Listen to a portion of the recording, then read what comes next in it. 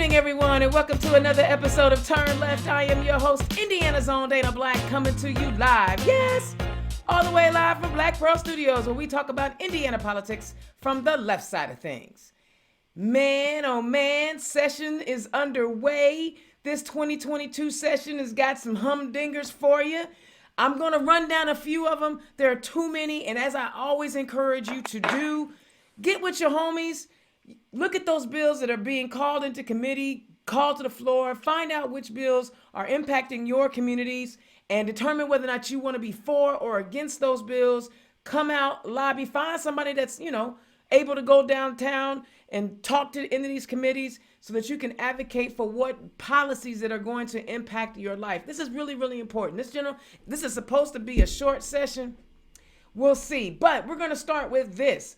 On Thursday, a proposal targeting the Gary School Corporation, House Bill 1187, was pulled from the House Ways and Means Committee agenda. The Gary legislative delegation, composed of Senator Eddie Melton, Senator Lonnie Randolph, Representative Vernon Smith, Representative Earl Harris Jr., and Representative Reagan Hatcher, released the following statement. We want to thank the Gary community for coming down to speak out against HB 1187 and for making their voices heard through calls, emails, and direct action.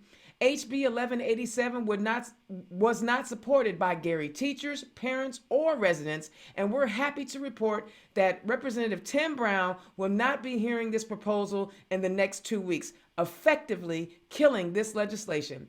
HB 1187 would have granted governing power of the Gary School Corporation to Indiana's Secretary of Education, stripping the Gary community of their ability to select their own school board. The bill also would have prevented teachers from joining unions. While this legislation has been blocked, for now, they say, we encourage allies, stakeholders, and community members to remain vigilant and active until the end of session. Please visit iga.in.gov to stay updated on moving legislation and keep an eye out on amendments being made to other bills. It is still possible for language in HB 1187 to be put into other bills. See, again, we always talk about local control. And if you ask any of those, GOP General Assembly members, they will tell you, we don't want federal overreach. We don't want federal government in our state, but they don't have a problem dipping their toes into local governments. They've already stripped so much away from the Gary school system. Now they just don't even want the people in that community to have a say in how their schools are governed. I don't understand that, especially when you have the ISTA tweeting out today, the House has passed on a hearing HB 1134 on a second reading because Representative Cook was absent. The bill will be eligible to be heard again on Monday's House calendar. So we have to be vigilant in voting against and standing up against 1134. Well, what is 1134? It mandates that, we teach the history in a way that is palatable for certain members of our community to not feel bad about the historical context of our nation. Sorry, what I meant to say was there are some white folks that are upset that, history was not kind to people of color and they were, perpetrators of those injustices. They don't want their kids to know about it. But here you have two bills basically contradicting themselves. You have one bill that says the state is going to take over everything and you cannot govern and can't take care of your local school system because we want teachers to have no say. And we want no parents to have no say in what's happening in Gary. But 1134 says we want more parents to have more say in the curriculum. I'm going to need them to make up my mind. What do we want? Either we want parents to have a say or we don't. I'm sorry. Let me rephrase that because we know for sure that Gary is a majority minority city. So we want some parents to have a say. And then we don't want other parents to have a say. We want to strip them off. So these are the things that are happening in our state house, y'all. And we have to be vigilant on watching these bills. Now, we did get kind of lucky because Senator Baldwin put his foot in his mouth last week and Senate Bill 167 died last Friday. Mostly because Senator Baldwin intimated that, we should be neutral on Nazism. Huh? You can tell the truth and yes, let people make up their own decision, but I'm pretty sure Nazism was pretty jacked up. I'm pretty sure it was. I don't know how much debate there is on that one. The killing of hundreds of thousands of Jews for no reason at all, it's probably pretty bad. I'm just saying. But it died because he put his foot in his mouth. So there are a lot of education bills out there. There are a lot of education bills that are contradictory to who we are as Americans and as who we are as Hoosiers. We want to make sure that we are preparing our young people to be competitive in the world. That means we have to arm them with all the information, not just some of the information because y'all don't like the history. Sorry, I don't like it either. I don't like knowing that, I had ancestors that had to toil in the hot sun picking cotton and tobacco and sugar cane. I don't like that, and not getting paid for it. And we didn't get any reparations. I hate that. But it's a part of who we are, and we got to talk about it so that we don't do dumb stuff again, right? All right, let's switch over to COVID bills. There's a few of those out there. The Indianapolis Star reports an Indiana lawmaker has proposed a bill that would open the door for the use of controversial medicine to prevent and treat cases of COVID-19. Under House Bill 1372, a doctor or advanced practice registered nurse could write a standing order for ivermectin, an anti-parasitic drug that would allow pharmacists to dispense the drug. The legislation also stipulates that the pharmacist must not provide information that discourages using ivermectin to treat COVID-19. The bill also protects any healthcare provider who provides ivermectin from disciplinary action for doing so. While the bill has been assigned to the House Committee on Public Health, at this point, it looks unlikely to advance. Again, ladies, how many times have we had multiple conversations about our reproductive rights? And every time there's a bill that comes down from Republicans, they want to limit a woman's ability to have access to reproductive health. And if they do go seek reproductive health, the person that's providing that health has to give them all the details of the good and the bad. And in some cases, they got to do ultrasounds and they got to do invasive procedures to discourage a woman from doing what she feels like she needs to do for her body. But this bill says, no. You can't do that. Now, I know we're going to have some discussions on that because Mayor Styron brought up a good point, and I want her to bring that up later. But y'all, these are the things that are happening in our state house. We've got to kind of rein some of this nonsense in. But we're not done with COVID stuff. No. WNDU reports Indiana House Republicans have pushed through a proposal that would severely limit workplace COVID-19 vaccination requirements, even as the move faces resistance from Republican Governor Eric Holcomb and GOP state Senate leaders. The Republican-dominated Indiana House voted 57-35, largely along party lines Tuesday, in favor of the bill, sending it to the Senate for consideration. Supporters maintain the bill will protect individual rights by forcing employers to grant exemptions. I want to make sure I say that again. Forcing employers to grant exemptions to workers who claim medical or religious objections and limit them to requiring COVID tests no more than once a week.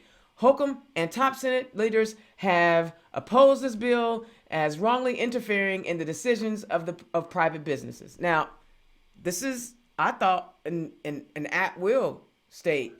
And an employer can do what they want at will. I've talked about this before, but it just seems they want to cherry pick the philosophy they want to have.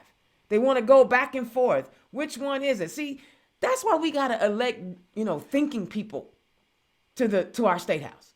I don't know what's happening in some of these communities. I don't get a chance to hang out, but I've seen amazing candidates that are running for office as Democrats, and they're sound people and they're reasoned people. These folks flip-flop more than pancakes. What kind of individuals are we working with here? And these are the individuals who are writing policies that impact your life. And that is why I tell you all the time, you must get involved. They will have you believing left is right and right is left. Oh yeah, they do that because they don't want to protect voting rights either, do they? Anyway, that's another story for another day. All right, those are the bills that I wanted to run down because I want to make sure that I get to my amazing guest tonight. But one last thing, and I'm going to make sure I put this in the chat as we are talking tonight. Senator Todd Young, he's another one of those flip-flopping fools. He actually introduced some infrastructure legislation and then voted against it. He was a part of the bipartisan team that came up with the infrastructure bill and then voted against it and then came back to Indiana talking about, look what I did. I got some money for infrastructure. Ain't I amazing? No, he's not. No, he is not. He's a hypocrite. He's been silent on the insurrection. He's been down with your boy, the Orange Menace. We need to replace him. And the only way that we're going to replace him is if one of those three candidates who are running for state senate can get themselves on the ballot. So here is my call to action to everyone who is listening to the sound of my voice tonight. I am not advocating one candidate over another candidate, but in order for our state senate candidates to get on the ballot, they must have 500 signatures in each district. If you have not taken the time to sign a petition to get these three individuals, Hanifa Khalik, Dr. Valerie McCray, or Mayor Thomas McDermott, get with your county party, get with your district chairs, and I'm going to include links to each of their campaigns. Find out what you can do to help get them the signatures they need. I know what they're all pushing up against the wire. February 4th is the deadline that they have to get those into the county party chairs. So I need everyone to get involved. I don't care who you want. I don't care. I have no preference. They are all would be better than what we got. So I'm going to need all of y'all to get serious, get on the horn, and help these people get on the ballot because they got to have signatures. Doesn't matter how much money they have right now. Money's not going to do them any good if they can't get on the ballot. So that's my call to action tonight. And there's going to be a lot of call to actions in this 2022 year because there's so much happening that if we don't stay vigilant, policies will happen to us versus us having an opportunity to shape policy. All right? All right, that's my rant. Man, okay, look, I talked about getting on the ballot. I talked about running for office. And I know that there is somebody, especially a woman, who is contemplating, should I not? She's had 4 or 5 people reach out to her, run for school board, run for council, run for commissioner, run for our state house. And she's thinking about it and she ain't sure. I need you to run. February 4th is the deadline. And I got just the motivators here to help you tonight, get you going in the right direction. All right, first up, she's a return guest. And I'm crazy about her. I was excited when she came. She's been here before. We did her interview in person. And she was running in Zionsville. And she was so laid back and cool. And, I loved her, how she talked about my son comes first. That's it. That's all. And I said, take them with you. Kids get extra votes. Next thing you know, she is the mayor of Zionsville. Y'all, welcome to the show. The mayor of Zionsville, Indiana, Emily Styron. Emily, welcome to the show. Thank you so much. I am so grateful to be here with both of you tonight. Excellent, excellent. Now, I didn't get a chance to meet this firebrand, and incredibly intelligent, but also all the way down the earth that, fell in love with her the first time I actually had a conversation with her. She's dope. I'm telling you, you're not going to meet more real, more intelligent, and more just special, right? Y'all give it up. The mayor of Charlestown, Indiana, Mayor Treva Hodges. Welcome to the show. Thank you. Such a great opportunity to get to see both of you, even though virtually, because I adore you both. So thank you for having me on. Excellent. Now, Mayor Treva, this is your first visit to Turn Left, and maybe some of my listeners aren't familiar with who you are. So tell the people who you are and where you come from. Oh, you picked up on one of those phrases that have been particularly difficult to navigate, that idea of where are you from, right? So I am mayor in Charlestown, which we're way down south, almost to Louisville. And I came here by complete accident, actually. So I grew up a little bit all over the place in the United States, thanks to my dad's job, but mostly from Alabama, and came to Charlestown with my husband, and then never had any intention ever of running for office, not even remotely on the radar.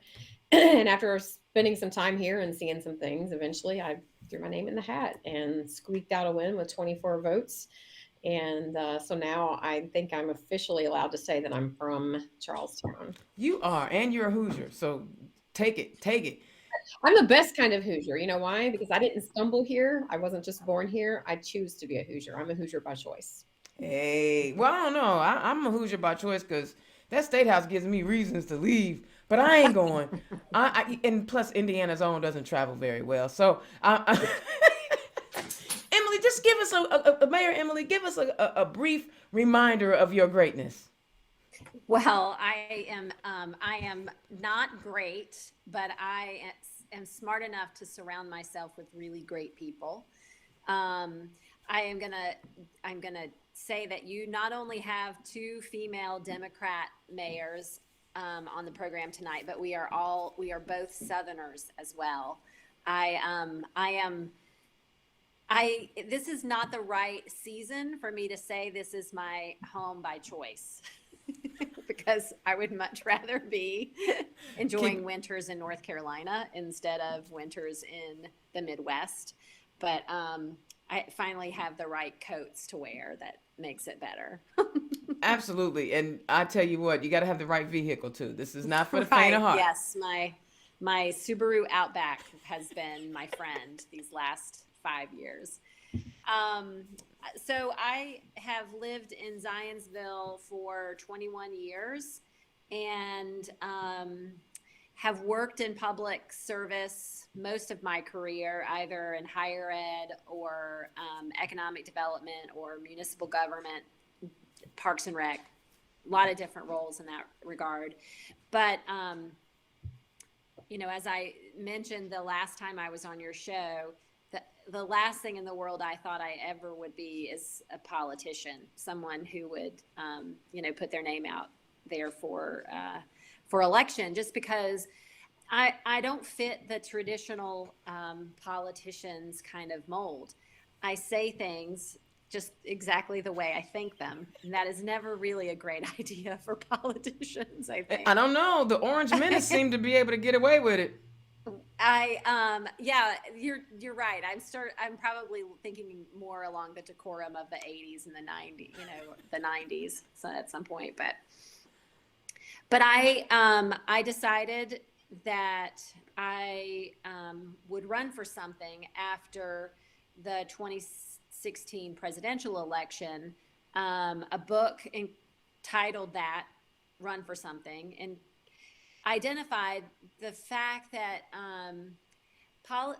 politics is, it's big business in a way. You have small chains that get bigger, and they get into like regional brands, and then they might become so big they become national. And that's the same thing with politicians. The person that you elect governor, that's probably not the first time that person's ever run for office. They've probably gone through a variety of different stages.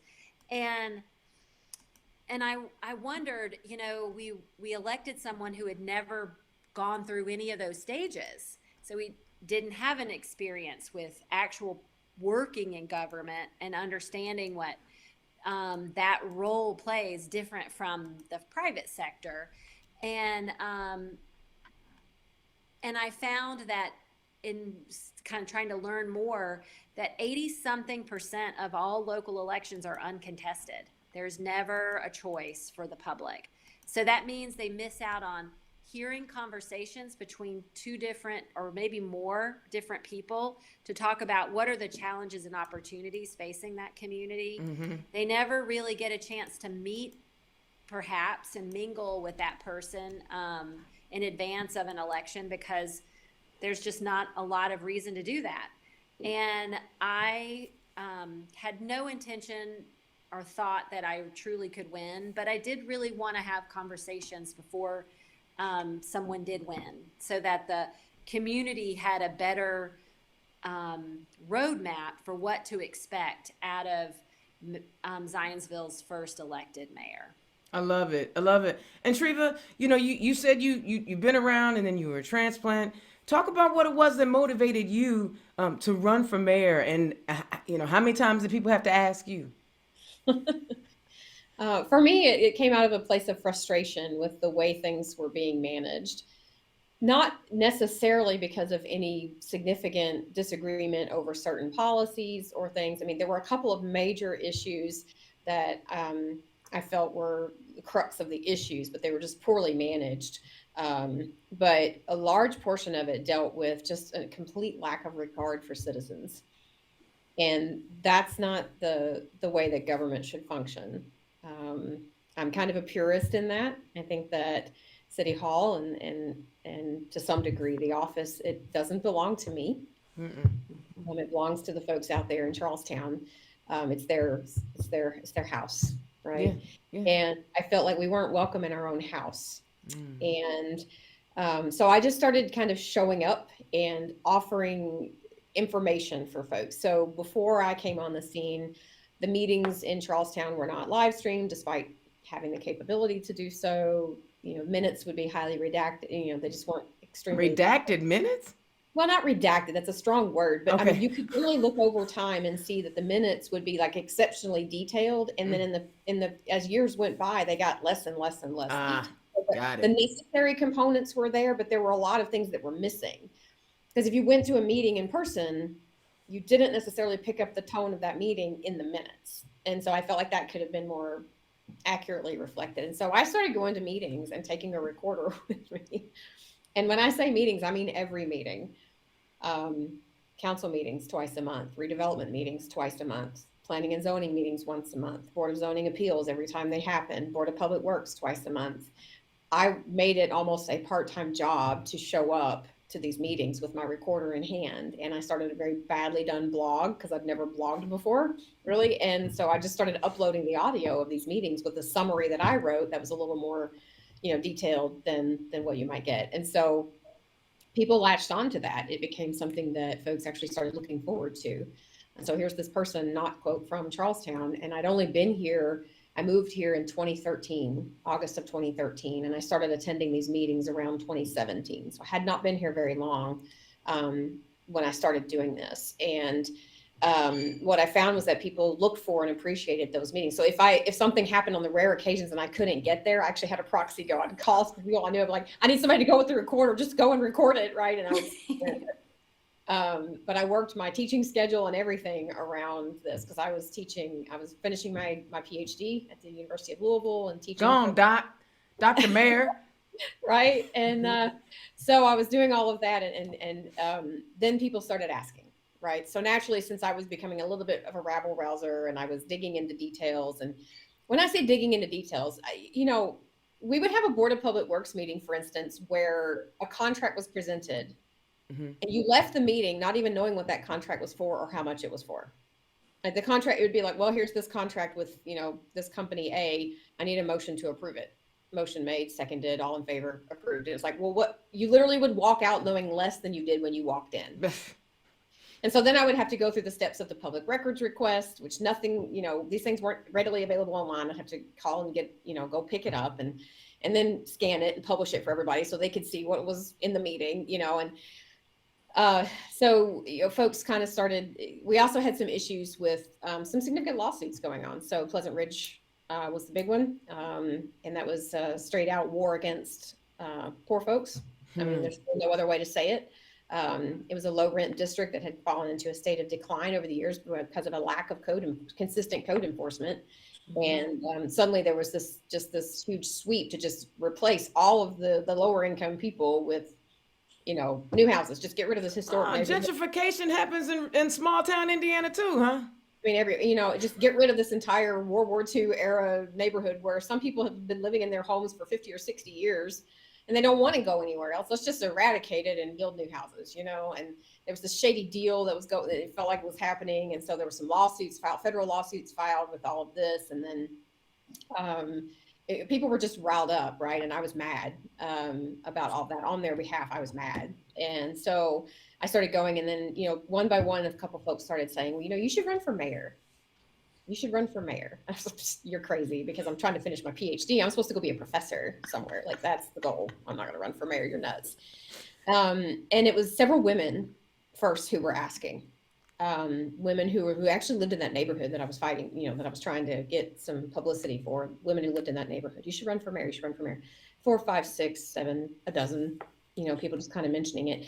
And I had some allies. Some men in my life who want to see women succeed, who recognize that maybe these positions have been held for too long by people like them, and they want to see some other different faces in representation happen. So one of my dearest and most beloved mentors and friends, Jim James, had been advocating for Charlestown for years, and trying to help wherever he could. And he was persistent.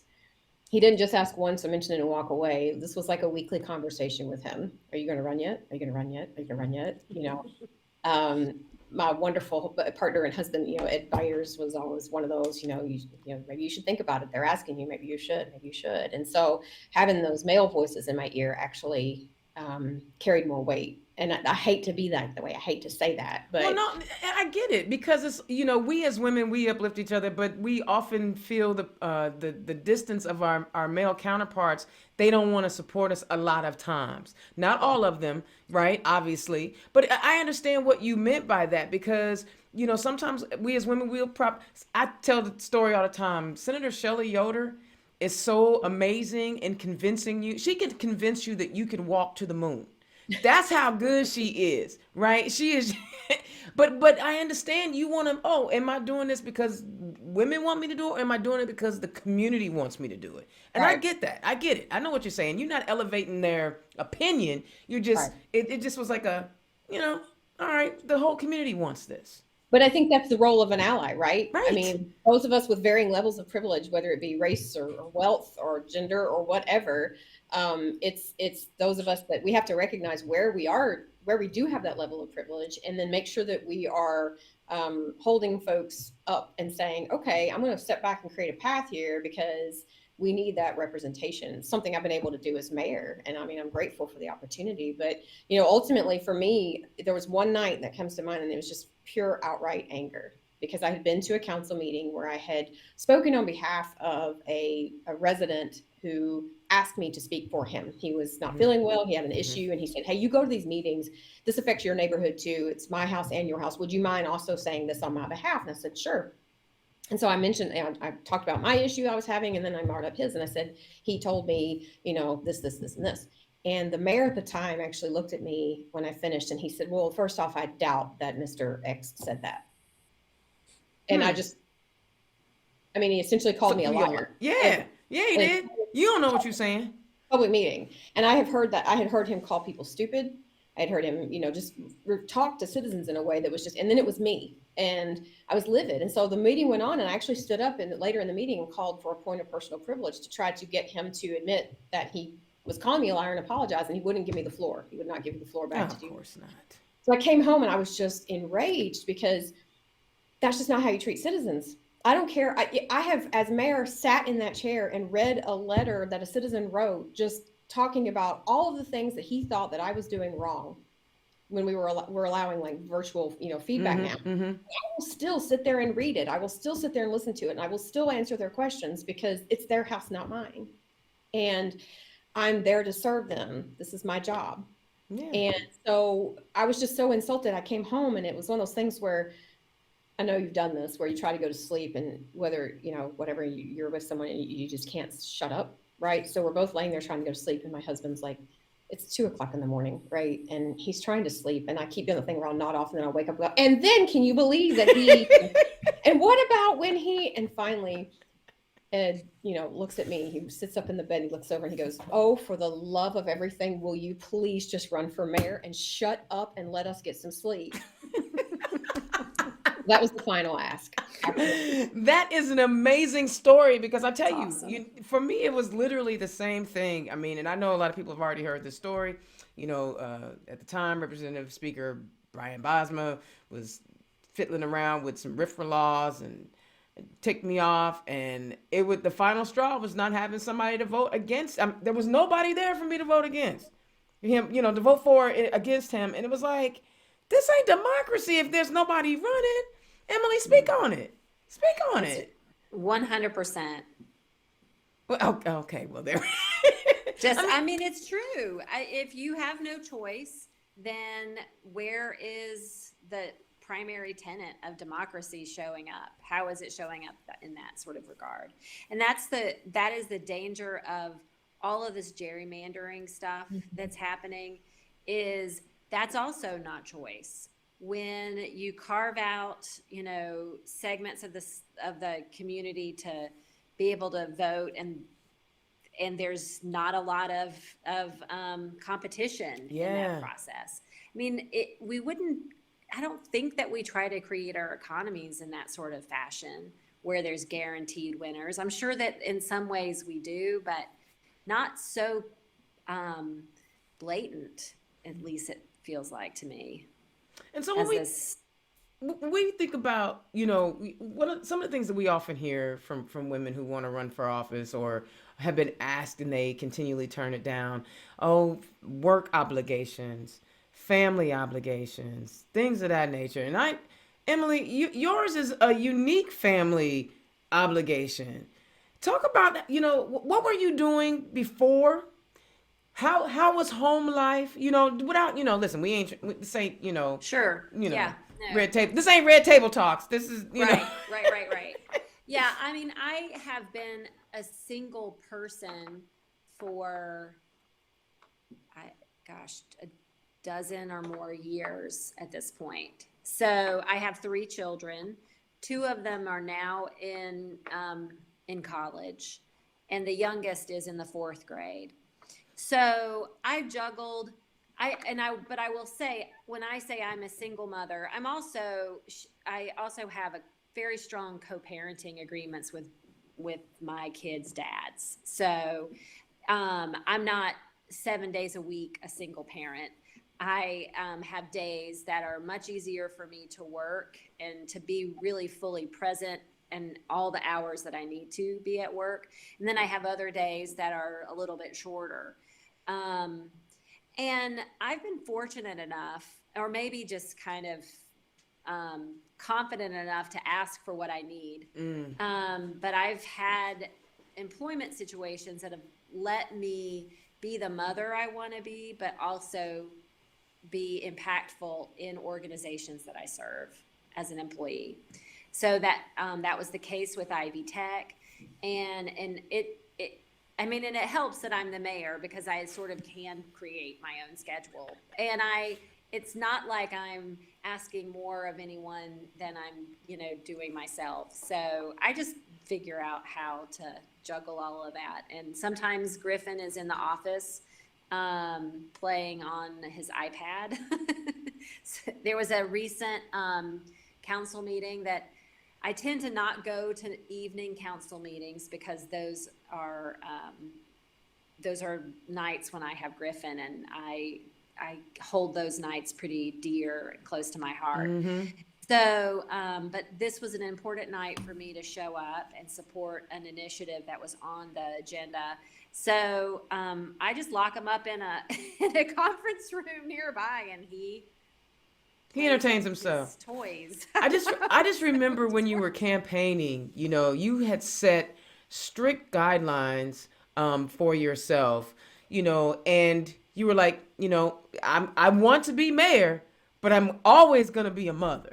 Yeah. And I just, that was something that obviously all these years later resonated with me that night. Yeah. Talk about the importance of, maintaining that balance. I think it's important for all of us to make space for what our families need, our own personal well-being needs, our friendships.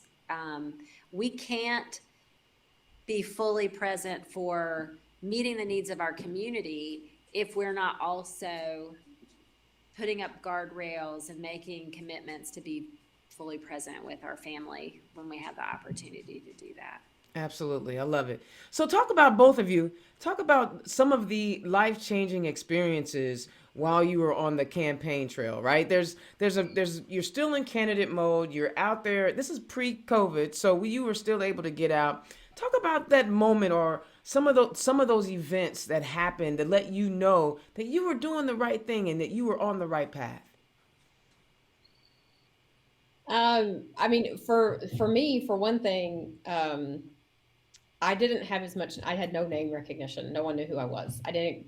Charlestown is a very small community, and we have that thing about from Charlestown, right? And so that was one of the critiques. Well, she's not even from Charlestown. How can she possibly be our mayor? She's not from here, right? And so I had to kind of build that from the ground up. Mm-hmm. Who I was and who I am. And I think one of the things, there were two moments on the campaign trail early on. It was a total grassroots effort. Like I Sure. didn't early on the first part. I mean, it was just me out, hitting the streets. I had a pretty good team of volunteers with me. Other people who were running on the Democrat, ballot would go out every time with me. Tina Barnes and Angela and all these folks would go out with me every time and do their part too. So it was a really big team effort. But I remember two distinct moments, and it has to do with campaign donations. And I know that's weird, but there were lots of great moments where I met wonderful people. But one was the first time that someone out of their individual bank account gave me $1,000.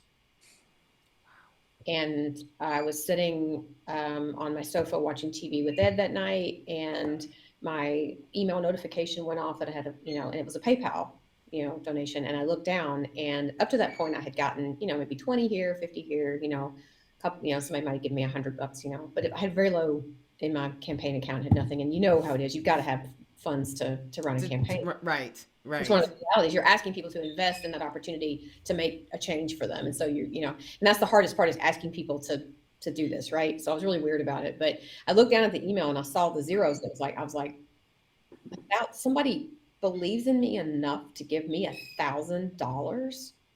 Like, are you serious? And I just started crying. And it's like, what's wrong? I was like, I just got $1,000 donation. Like, I hope I don't mess this up. Like, what if I don't win? Somebody just gave me $1,000. What if I don't win? Right? Like, oh my gosh, the pressure. And I was like, they actually believe in this. They want this change. They want it so badly that they gave me this donation. So that was huge. The other is like the complete opposite side of that. I received a letter in the mail. It was a card in the mail from a person who doesn't even live in Charlestown anymore, and it had a $10 bill in it. Mm. And the note was, I'm going to tear up just saying this. I don't usually get this emotional. That's all right. That's all right.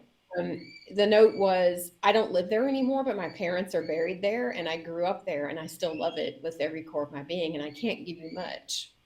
Mm. I'm on a fixed income and Social Security, but this is what I saved. I made sure that I could give you this month. Mm. And so you had this flip of somebody believing in me enough. And to me, $1,000 was huge, right? Just mind boggling huge. And then you had somebody else who for $10 was a lot. And the fact that they wrote out a note, put it in the mail, put a stamp on it, sent it to me on behalf of their parents, and they're growing up here, that they believed also in that change. To me, that $10 was worth as much as that 1,000, if not more. Oh, man. Woo! I felt all of that. I got the vapors over here. Emily, tell us yours. That's so great. I don't even remember what the favorite campaign memory, or that was such a great story. I know, right? Wait a minute, hold on. Let me quit playing. All right. All right. Come on, Emily. What was that moment on the trail that let you know you were doing the right thing? I'm not sure if there was a single moment. I feel like one day I realized that we had 15 volunteers out knocking on doors. And it was it was summertime and hot.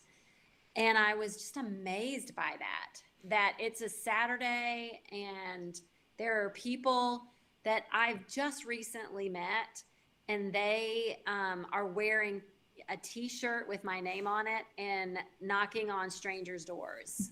And it was amazing. It was phenomenal.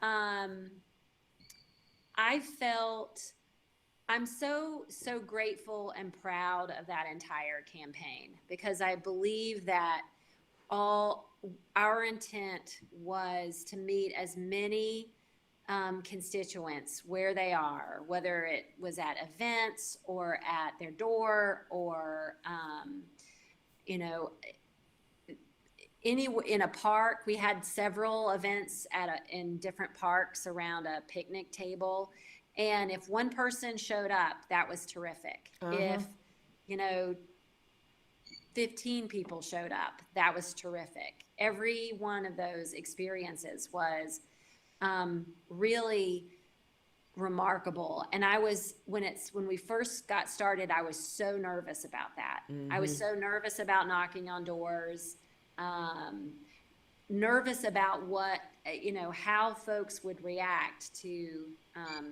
a Democrat and someone, and just anyone knocking on their door and asking for their vote. Yeah. And I was really lucky in terms of how gracious and interested and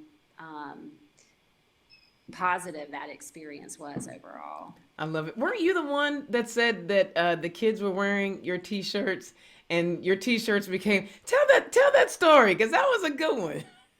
So I am very picky about the things that I wear. Like, and I don't care about fancy at all, but I hate things that are itchy or feel kind of, I don't know. You're a texture girl.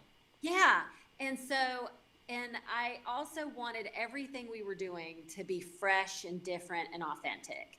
And so a really good friend of mine, what served as our designer, and did the logo and stuff like that. And she also helped kind of source different products. So we found a women-owned business that does T-shirts, and those things they're the softest, the best material. They're this great green color and this Emily for Zionsville logo right in the middle. They look great. And so we ended up having just folks go. We bought extra and just had a lot of folks eager to pick one up for a donation. And even to this day, there's a week doesn't go by that I don't see someone with one of those shirts on. I love it. Yeah. So the night you guys win, right? You've toiled. You've knocked on doors. It was hot. It was rainy. You had to feed people. You had to get kids to bed. You had to take care of a husband. You had classes and you working. The night you win. Explain that feeling. Well, it took me a while. Mine was so close. The race was so close. And on the ticket, I was the only Democrat who won. And so we were having kind of a collective after party, and I had told everyone, this is so traumatic. She's going to kill me for telling this story. But so I had told everybody, I'm the kind of person, I like knowing finalities, right? I don't want to hear numbers as they come through. So I had folks, getting the precinct reports and stuff and tallying. And I said, I don't want to know until everything's final. Don't come tell me, because I don't want to hear that, I've won 6 of the 7 precincts and then lose because I lost the 7. Like, I don't want to know. I don't want to get my hopes up. I don't want to, just don't tell me till it's over. Well, my dear friend Donna Ennis was helping with the tallying. And she also had a job they were having like this emergency repair that she had to go to that night. And so she had to leave.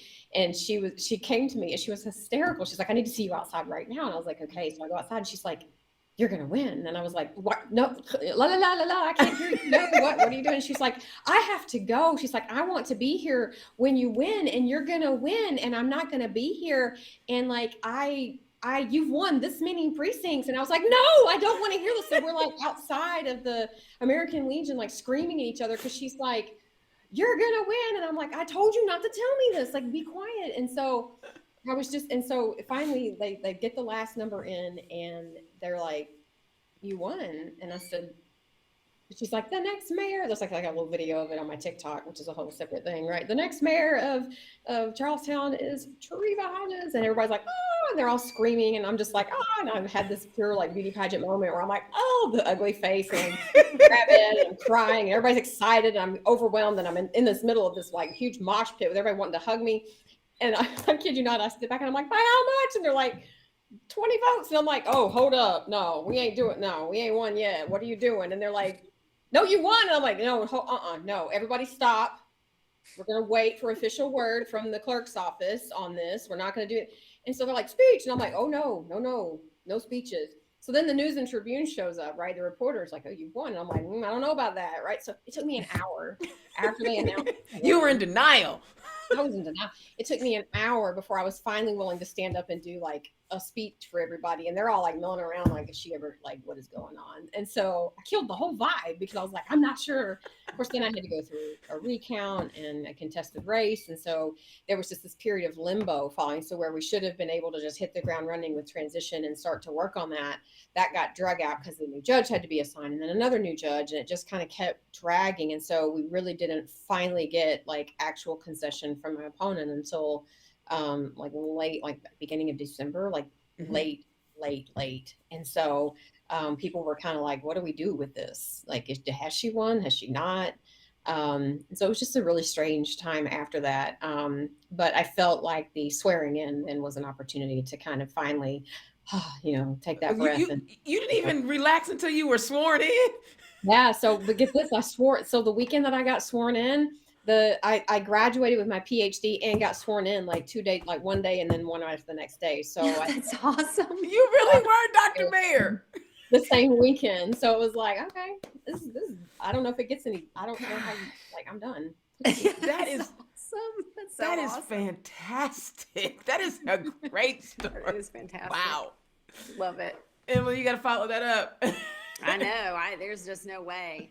I thought my race was close with 88 votes, but 20. That's incredible. And I would say the former mayor was so gracious and terrific. Called and congratulated me, and we had a very good transition into the office, and it was superb. I too had no expectation of winning, as I've said many, many times. But so we, friends and supporters all gathered at Greek's Pizza, and we just decided, well, we're just going to have a party. Like, regardless of the outcome, we're going to have fun tonight. Hey. Yeah, and we did. And I think the thing that was, and I had friends from, Indianapolis all over here. It was really lovely. But what was great was calling my daughter, who was in Bloomington at the time, and letting her know the outcome. That was fun. It was really fun. And see, you guys are winners. I lost my race. And so this whole show was about, women running for office. I lost my race. And I know a lot of people feel like losing a race is rejection, right? Well, first of all, let's be clear. I'm a Black lesbian that lives in Indiana. I'm okay with rejection because, it's kind of, it just started being cool to be either one of those in the last 10 years. And I'm 5 decades in. So, you know what I'm saying? And even though I lost my race and the impact that a candidate can have on an entire community. And in my case, I had an impact on the entire state. I didn't know I was mad at stupid Brian Bosma and the stupid legislature for trying to tell me as a gay person, as a member of the LGBTQ plus community, that we could be treated like second class citizens. That's the only thing I was focused on. I was a political junkie, so I was quite aware that I probably wouldn't win. Now my wife at the time, my ex-wife now, was worried that I would go into a deep depression because of how much effort I had put into my race. Mm-hmm. And I was like, no, I'm fully aware. I didn't expect to win. It would have been the shock of the world had I won, right? Let's be clear. But the impact of walking up and down the voting line at 6 o'clock in the morning and meeting people and greeting people as they were going in and saying, I got a Democrat to vote for. That was the that was what was okay. And then even election night, knowing that I lost, there was a moment where they called it for Bosma and then they pulled it back. And everybody was like, wait, what? What's happening here? Of course he won. Like, I only got like 34% of the vote, but it's the impact that you can have by just showing up. And that's what we're talking about. So we got two winners and someone who lost, but I even say my loss was a win because we were able, I'm able to like elevate other people's voices. I know what it takes to be a candidate, so I know how to best help candidates, right? I know what they need. I know how to help them. And know people, you're not, everybody's not going to be like Mayor Treva and Mayor Emily. You may not win your race. I didn't. Indiana's own did not. But you can never win a race. You can never win an election when your name ain't on the ballot. That's for daggone sure. Yeah, and every county in this state has at least one Democrat living there. And all of us deserve to have someone that we want to put a check mark by their name when it's time to vote. We want a reason to go into that ballot box. So, I think that's as much of the call to action as anything is give us choice. Let's have dialogue and raise the bar in terms of expectations of whoever runs.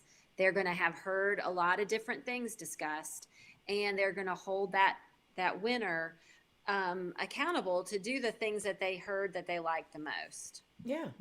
Yeah, I just want to, I want to reiterate, when you throw yourself out in a campaign, let's say you've never done it, you've never gone to a Democrat Party meeting, you've never, you don't join your county party or whatever, you're just living your life, right?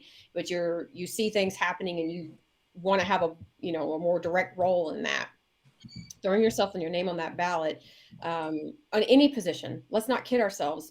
There are positions up and down that ballot that have different levels of commitment, different levels of experience, whether you're running for trustee board or you're running, township or whatever you're doing, it doesn't all have to be something as full-time or high profile as a mayor or council member. There are plenty of they are just as important because those are the levels that are really doing the work for your everyday decisions, that you're facing every single day. So there's a position on that ballot somewhere that you can run for, whether that's precinct committee person or delegate.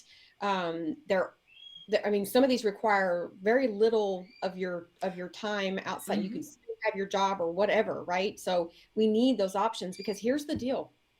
If you live in the municipal limits of Charlestown after the last election, after last year's election, the municipal limits of Charlestown, from the federal government, you have Democrat leadership. You've got President Biden and Vice President Harris. But from there on down, from the state, county, all the way down to the municipal level, you only have 4 Democrats. So your county council representative for Charlestown, your county commissioners, your city council, all of the other positions, you have a mayor, you have a county clerk, you have 1 judge, and you have a surveyor, and that's it. Outside of the president and vice president. That's not balance. Right? That's a whole lot of one party leading a whole lot of positions. Yeah. Okay? Especially at the local level, I don't think people realize like it's the federal level that gets all the noise. And I know I say it all the time. I am, from lake to river, border to border, because there's so much that's happening in these 92 counties that if you really don't have time. If you really focus in on what's happening, and honestly, that's where the power is. You're not gonna get, your roads fixed if potholes filled, and we know how Indiana potholes are. You're not gonna get those filled. Zoning issues. They had a zoning argument today at the State House. They were, wanting to put a big old bright light, sunshiny sign in a neighborhood. You know what I'm saying? And they want to bypass zoning to put this sign up without public input. No, we're not doing that. And that's why it's so important for us to get involved.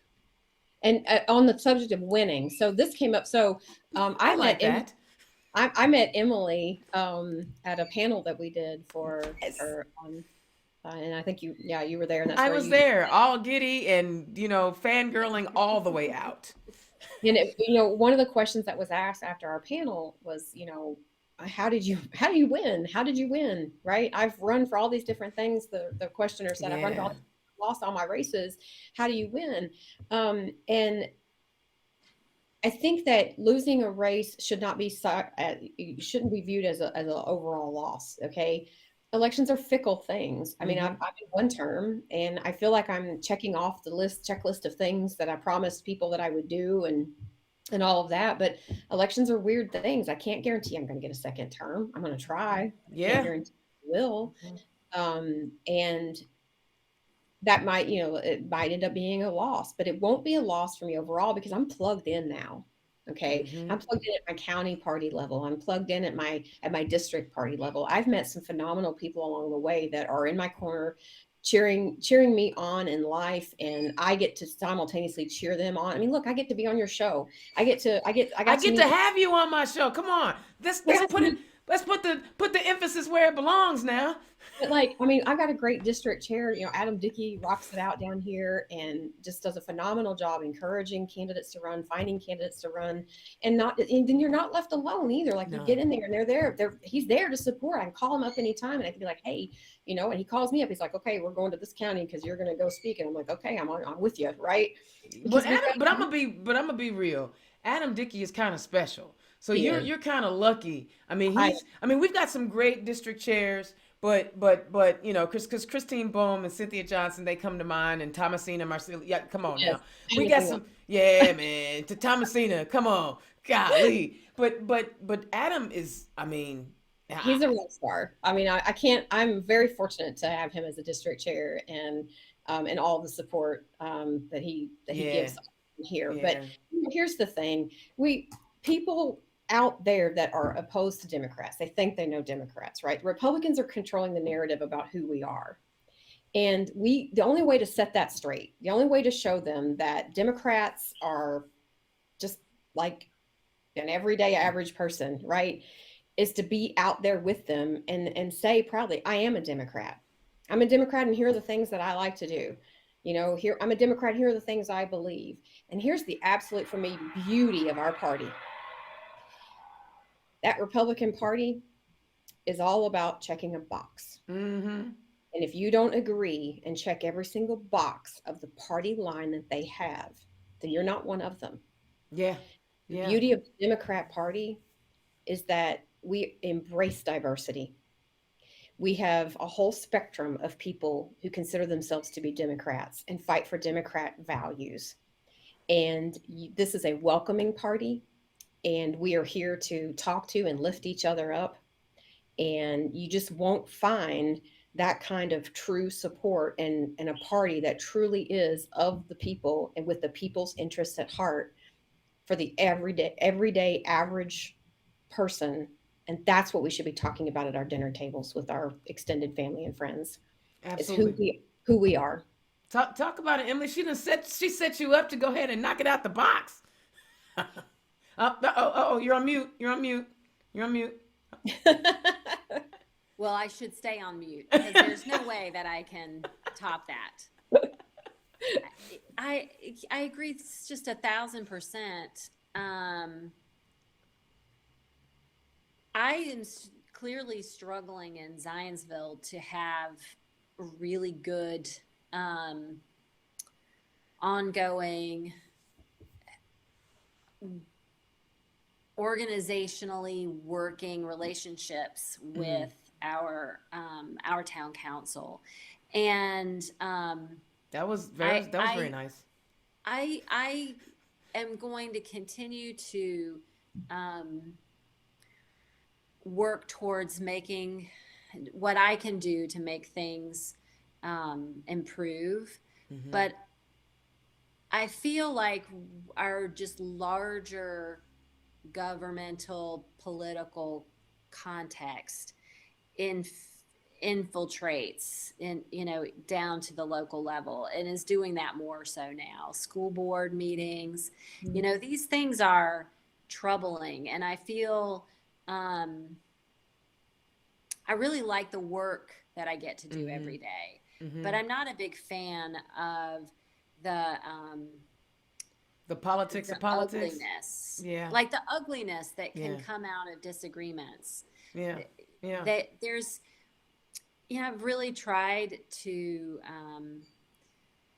talk to my kids about, when you feel like you are at an impasse with folks, with someone, ask them questions and try to figure out if there is a way for some common ground, but don't continue to be associated with someone if you can't ever find that trust and that just general respect, mutual respect. And gosh, I've needed them to remind me of that myself in this particular situation. That and I do think emotions can catch fire. Like, I think that they are infectious, and this overall distrust of government and a desire to try to characterize it as something we need to cure. Government is just a group of people agreeing to a set of norms that lifts the majority of folks up and keeps us safe and looks out for one another and tries to move an entire community, upward and towards the greater good. It's not a boogeyman. It's not some kind of socialist agenda to put solar panels on your roof or something. I mean, at some point, we need to get over the R&D thing and just start really talking about this invention that we have and the thing that we now have to care for and to help it thrive and grow to the best of our ability. I love it. And to piggyback off of that, when you say people need to stop thinking that government is this horrible thing, it was poignant to me in the governor's State of the State address. He highlighted a business owner who took advantage of government programs to get his business off the ground. Literally, the Republican governor was saying, "See, government helps businesses too." It does. It's a whole thing, and what they do, what that is a fear tactic to keep you out of it, right? If I only a few people are involved in the political and policy making process, then I can dictate what happens to you instead of you getting to dictate what happens to yourself and your community. And that's why this show was tonight. I had a chance to listen to these amazing mayors, and Mayor Hogsett was there, so he's big time. No, I don't know if I'm ever get the mayor on my show, but I'm teasing. Hi, Stephanie. I'm teasing. Hey. But the whole purpose of this show was, we're close to the deadline. We're bumping up against it. And here you have 3 women who ran for office, and the women still only make up 29% of our electorate in our entire state. That means we're behind the 8 ball. We need to catch up. And we are over 51% of our population in our state. That means there's greater opportunity for us to be leaders in our community because there's slots just waiting for us to fill them. Here you have 2 winners and someone who, kind of lost the race, but won in the end. Right? I still won. And losing is not so bad because guess what? You pick yourself up, you shake yourself up and go, okay, what am I going to do next? Because if you run in to serve your community, even if you're not an elected official, you're going to find another way to serve your community. Y'all, we overtime. I knew this conversation was going to be fantastic. I knew the time was going to fly. You guys are 2 of the strongest, most inspiring elected officials in our state. You guys represent, you're Democrats in small towns. You're women Democrats in small towns. In Indiana. Do not take that lightly. Y'all need to listen to these ladies. Reach out to them. I know that they're easy to find and they don't mind communicating. You can keep your hate to yourself though. Do that. Keep your hate to yourself. They get enough of that. But there's an opportunity. If you believe in writing policies and improving the lives of the people in your community, get involved. February 4th is the deadline, including precinct committee people. And also, one last thing, again, please, please, please, please, I put the links to all 3 Senate candidates who are running for U.S. Senate, trying to vie in the primary to run against Todd Young in the fall. They need signatures. If you have not signed these petitions, make sure you reach out to these campaigns. Make sure you reach out to your county party so you can find out how you can make sure your signature is on all 3. I don't care who you support. We just need to make sure that we have a Democrat on the ballot. We're gonna raise money, we're gonna do all of that, but we gotta get those signatures, and that is law. That's a part of the process, y'all. Thank you, mayors, Madam Mayors. Y'all are so dope. I can't wait to see y'all again. I am so crazy about y'all. Indiana's own Dana Black, turn left. This is what we do. Now, I'm going to start booking all these candidates that are filing. I see them coming through, and I'm excited, and we're gonna double them up so I can get them all on there. We're gonna have 2 at a time. I want to make sure everybody who wants to come on the show can tell their story. So look for an invitation in either your Facebook Messenger or email or something from Indiana's Own. I promise you, I'm gonna give everybody who wants to come on this show opportunity to tell their story, and we're gonna do it with love. All right, y'all. I'll holler at y'all next week. Peace. Turn Left is the property of Black Pearl IT Solutions. Executive producer, Indiana's own Dana Black. Music by www.bensound.com.